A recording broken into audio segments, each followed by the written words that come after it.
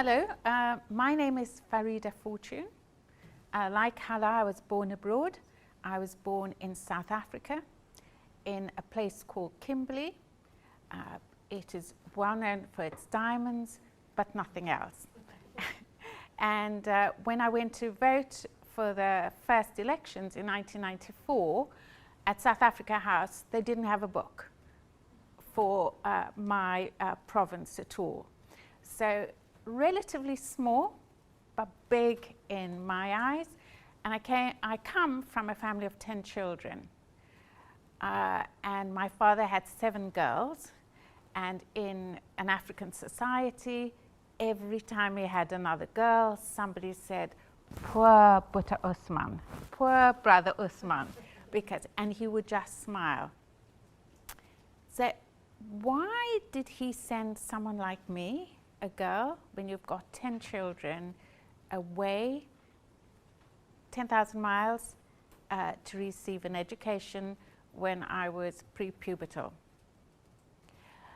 And I think the reason was exactly the same. He came from a powerfully driven family, a woman. His mother had claims on the mine that became the Kimberley mine, and she also founded another mine. At the same time as mining, she ran the isolation hospital. And of course, when there's infectious disease, no one wants to nurse in that environment. So she ran that, ran her home, and ran these mining claims. And on top of that, we had apartheid. But before apartheid, there was no black empowerment at all. And she started right at the beginning of the century a black empowerment group for both men and women. So I think this was this powerful driving force. She was born in 1871, and she's still, I think, in our family, the most powerful influence for all the many men and women through the generations. So I came here and I spent almost all my life here in both medicine and in healthcare and in education. In 2015, I went to speak at the UN. My husband came with me, and the cleaner couldn't understand why for 4 days I was sitting in the room. She said mostly staring, and I call that thinking, and my husband was having a good time. So she would, every day, she would bring me a cup of coffee.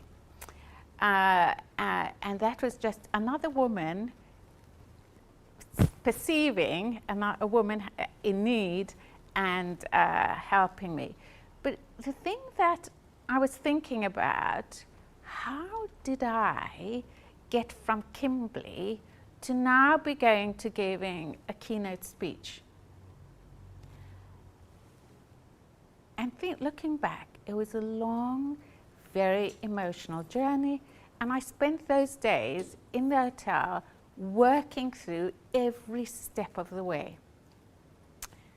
What has happened since is that we presented some projects which we are now working on. One is 8 countries in Africa, and another under studies on. And so that's in health and education.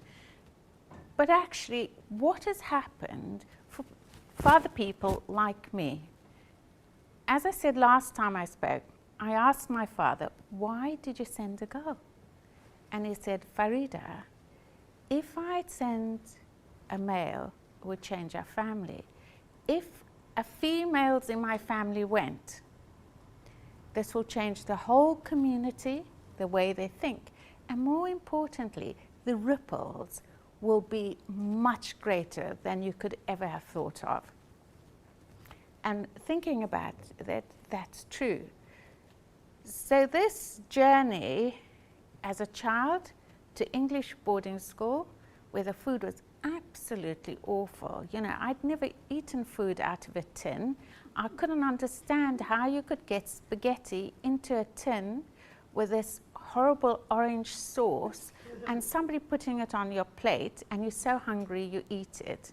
How my feet was always so cold, how we didn't learn anything. So I came from Africa, going to English school, thinking that this amazing education, didn't learn anything at all.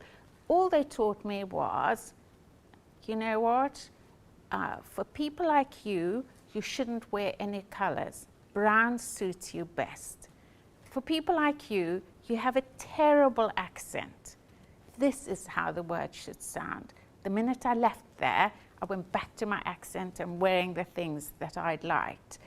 I then was on a journey to actually try and get, I didn't know you needed O-levels and A-levels, and battled my way through all of that.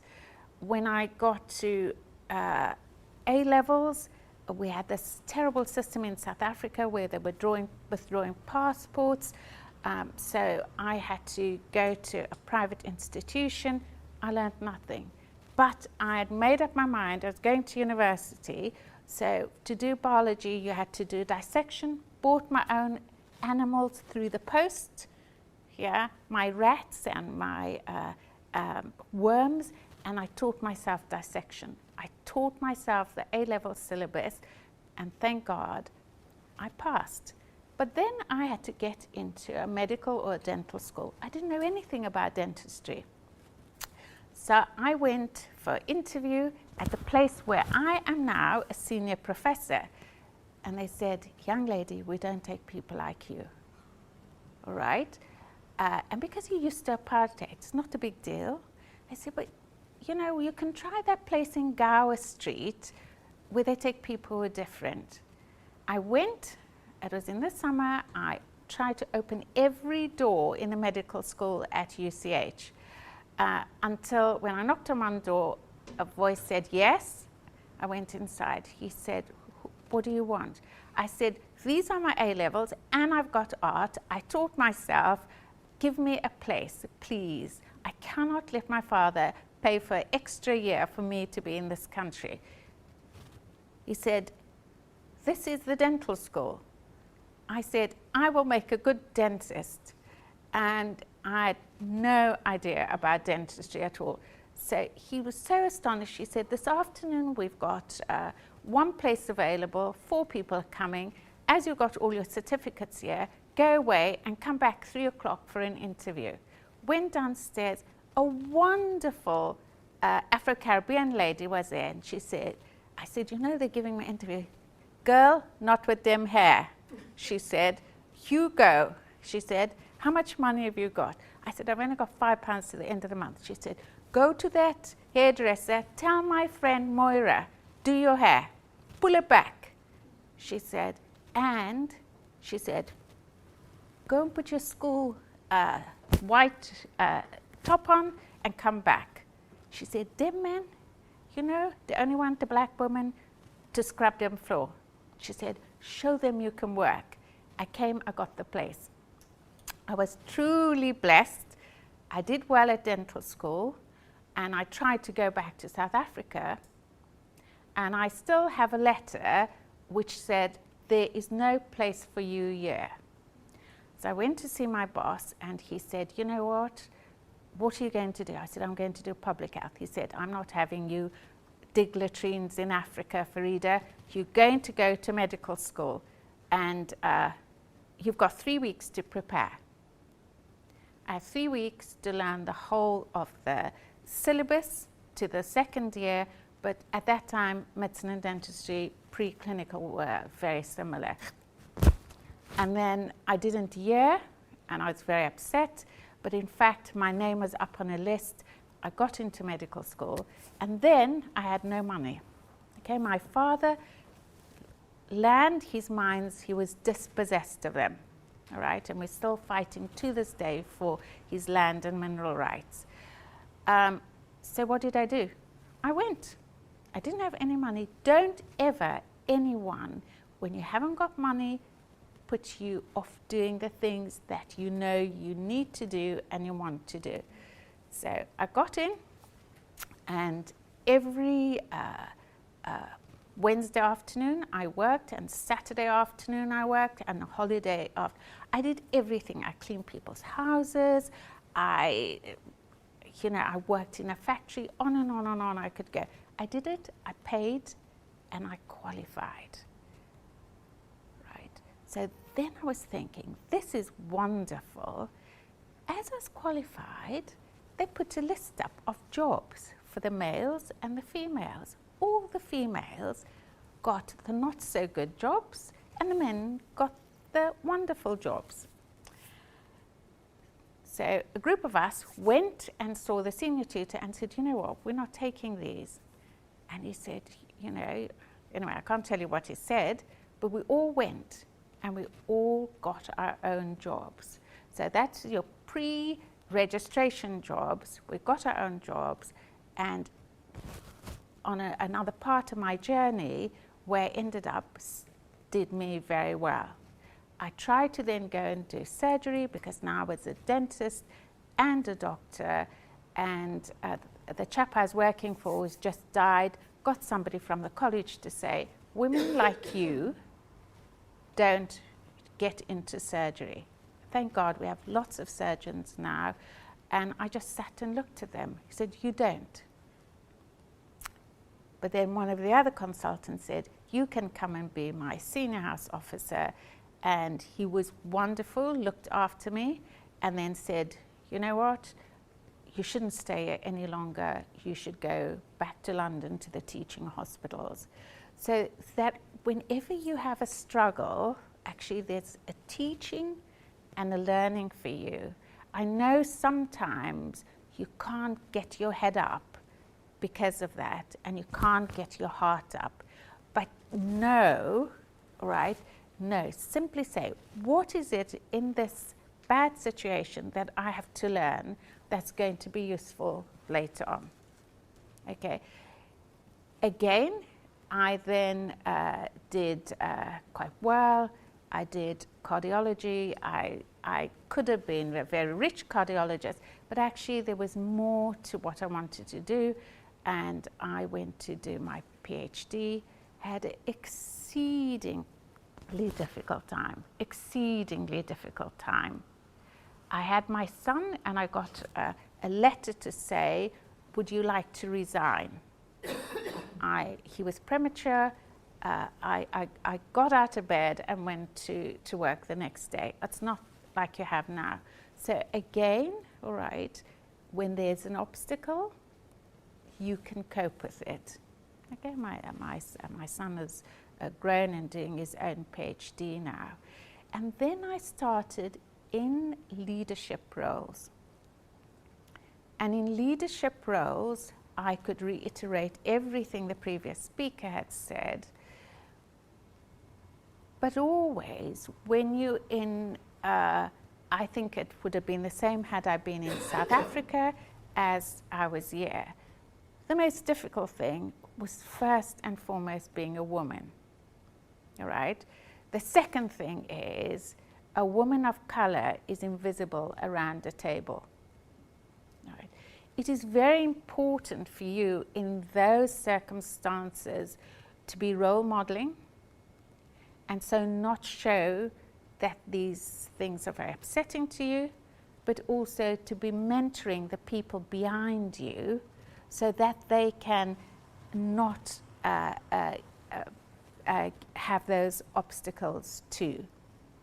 Okay, so I still do mentoring. I still have an afternoon every month where it's open house, and somebody will ring, people are always ringing me, and I'll come and I'll talk through.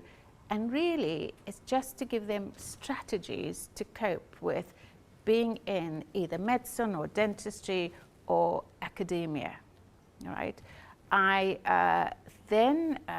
And always having something so different, I was needed for a job, right? So I always got a job because people invited me because they needed me for something. But after you've done their job, actually, they don't want you to have a voice. So I was clinical director of the hospital, I was dean of the school, and as long as I was doing what people wanted me to do, I made us first in the country. we were always in budget on the clinical side. And then when I built up everything and somebody came in and wanted to change, people didn't want me to have a voice. And then you as a woman have to realize sometimes the institution is greater than the individual. Okay, and if you're a woman in that position, you know, find a strategy to step aside. Do not ever give in to your beliefs, to your ethics, to what you know is right. Right?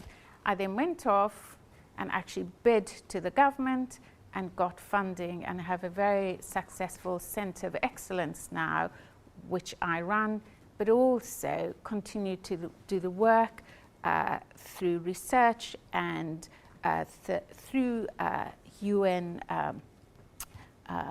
knowledge exchange, empowering some of the global funding that's available to work in other countries, help people put up schools, help people innovate, right? If you remember, everyone has something to offer. So when you go to Africa, there's lots of countries, lots of different cultures, and in places people have more knowledge than you have. So always give them the benefit for their knowledge and learn from them. Don't always think you're going in to tell them what to do.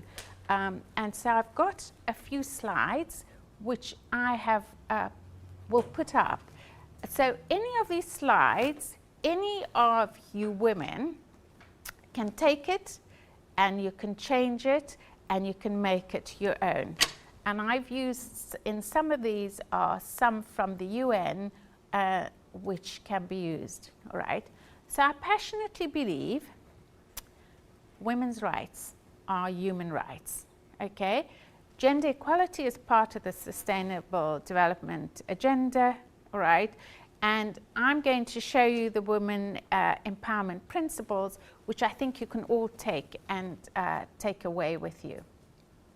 Okay, so these are, gender equality is a fundamental human right. It's enshrined in law, and I'm sure people who know better than me would tell you that too.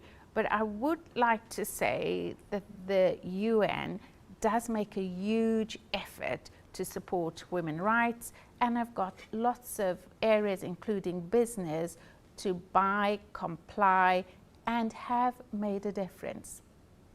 Okay, so the empowerment principles, the UN, this was signed off in 2010, are really leadership programs for gender equality, equal opportunities for women, health and safety, education training, enterprise development, community, and then, as our chair was saying, transparency, measuring, reporting.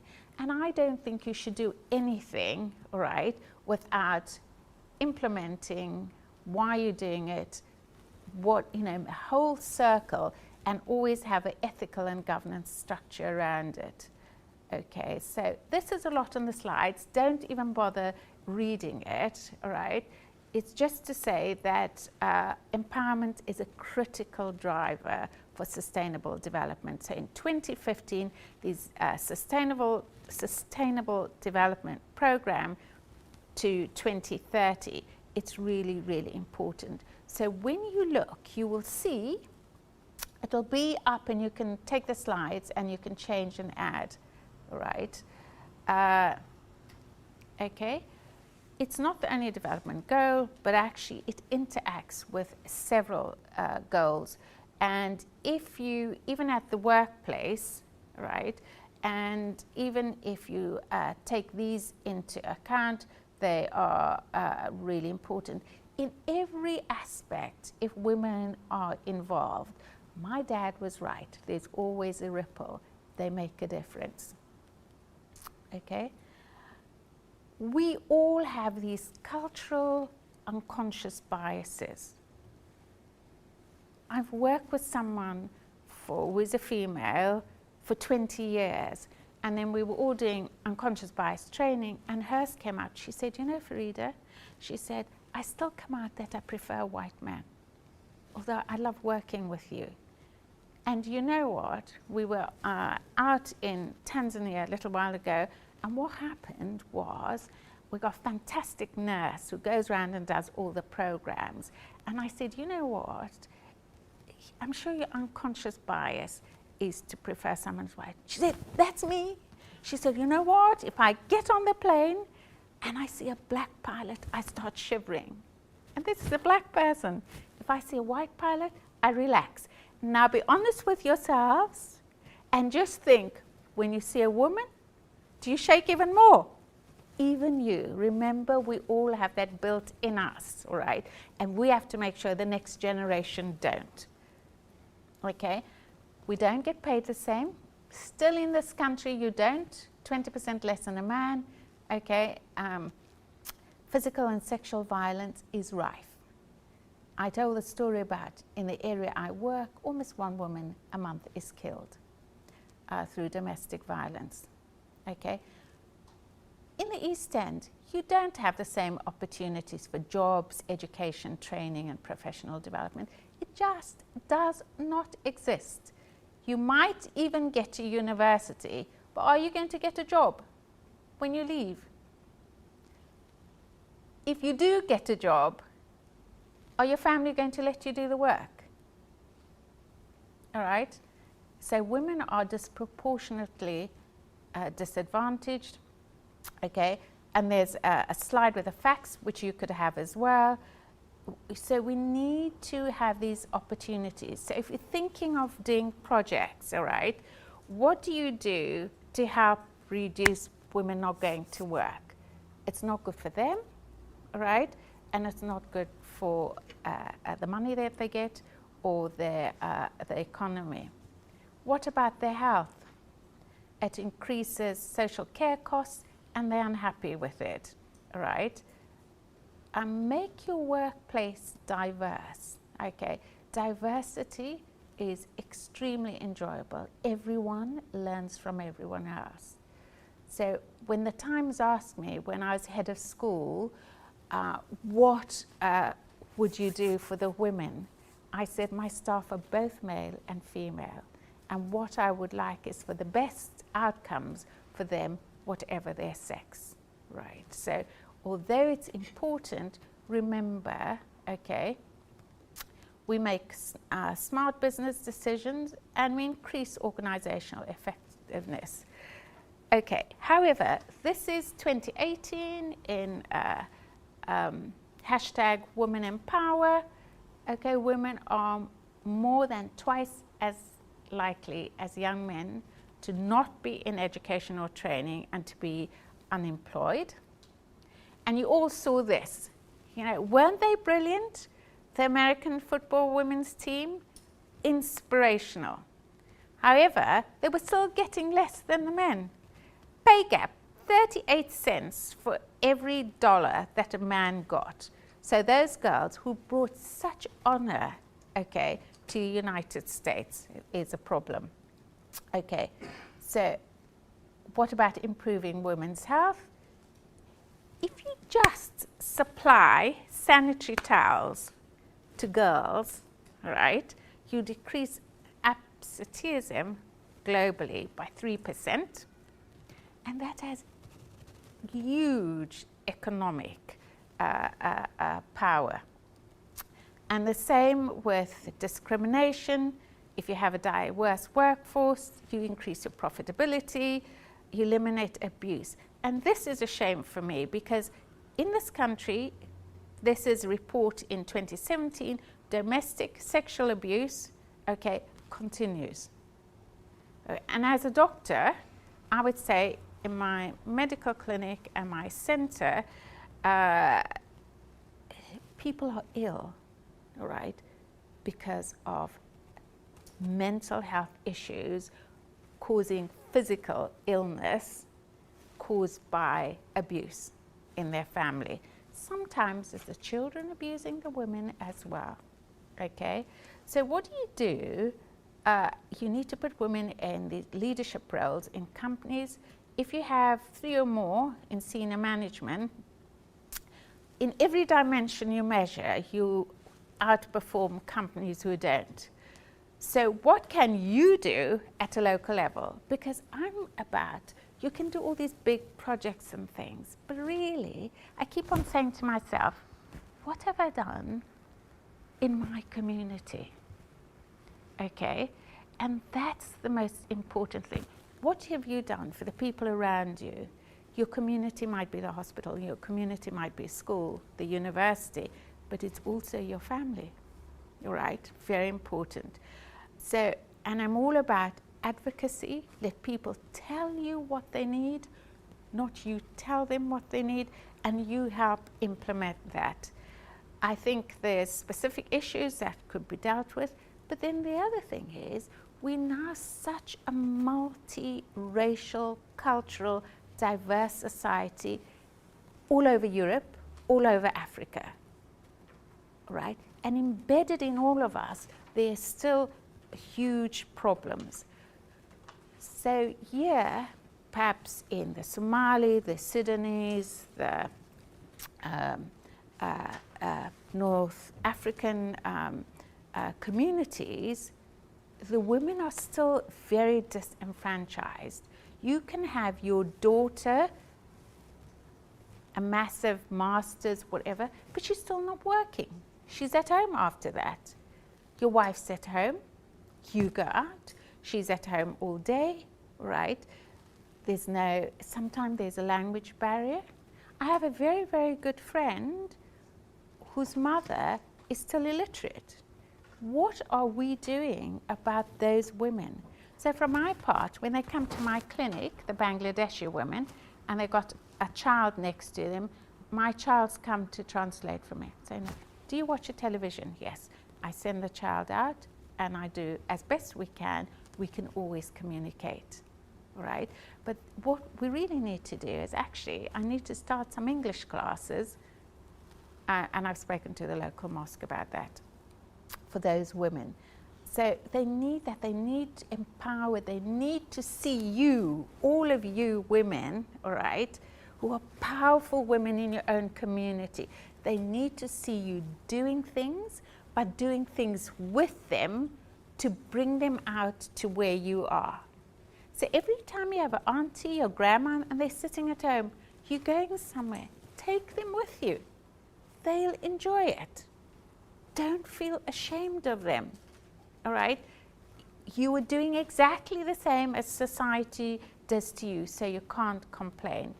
Things and diet and exercise, so I'm really keen about literacy, and then diet and exercise. We always say, oh, you this, you that, you the other, you don't eat this, that and the other. Do we show by example? Do we come and say, oh, you know, Ma, I'll cook with you today. I know this different recipe. Can we all try it in the family? You make your wonderful biryani, I will make something else, and we share it. Okay, and so you introducing things that are might be a bit healthier, although you never know, her biryani is probably better made than yours. Okay, and do not tell women but what to do, but listen to what they need, and what they would like, and try and help implement the change. So you can take this again and make it your own. So I'm also very hot on this putting a governance structure and accountability around everything that you do. So there's a preparation, planning, implementation, a report stage, and then you're going to evaluate, monitor, and come round in a circle again. And so this is 2 projects that are ran, school children ahead of householders, you know, who are the stakeholders, your community, what do you do in your planning, what are the risks, okay, how do you implement, okay, because what do you want to change, and then if you have made the change, all right, have you learned a lesson doing this? Is there anything else you have to do? Have you done it right or not? So, and another one, absenteeism through school or work, through menstruation, you know, is it because they haven't got the money to buy them? Is it because they've not allowed access to them? Is it because they just don't know how to? And you can then do, you know, you can do projects where you supply materials. It's really easy to teach people to make pads. There's also cultural taboos, you know, where women were excluded and still are from a whole load of things. You can't cook when you have your period, you can't do this when you have your period. And so those sort of thing is learning. How do you learn about it, and how do you teach, and how do you make a change? And then the university schools, healthcare and social hubs. So it's not only this women here who all have periods. Actually, what are the men's perception of those women when they are menstruating? And sometimes they're not feeling so well. In South Africa, if you're really unwell, you get a day off for your period. All right, and because they've done that, people say, oh, economically it doesn't work. It does work, because people always on the other days put in more. So economically, it's been for them really a good economic thing to get the day off when you had your period. So, you know, at the beginning of your period, you feel absolutely lousy. You can cope with the rest of it. You can have a day off. And it made no difference. In fact, it's improved economic output. And then always, you know, you have, as I say, this structure, committee, governance, looking at what you do and looking at the lessons, right? So I think these 7 principles are really important. They were done with businesses, but actually you can take that and adapt it for education, health, science, research, whatever you do, right? In science, we now have these Athena Swan Awards, and you can't get grants unless you have Athena Swan Silver.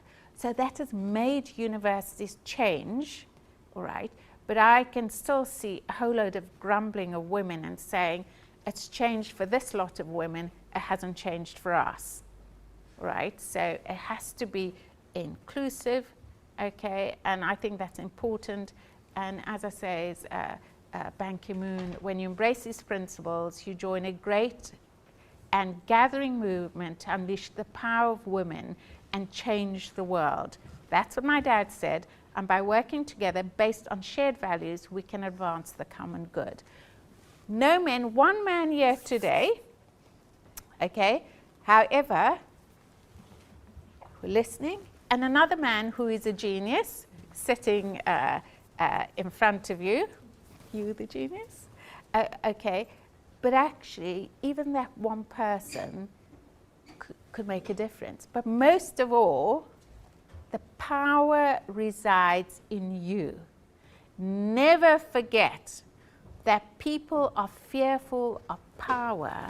They're fearful of what they actually have inside them. All right? So you are extremely powerful. You have to believe in yourself. Thank you very much.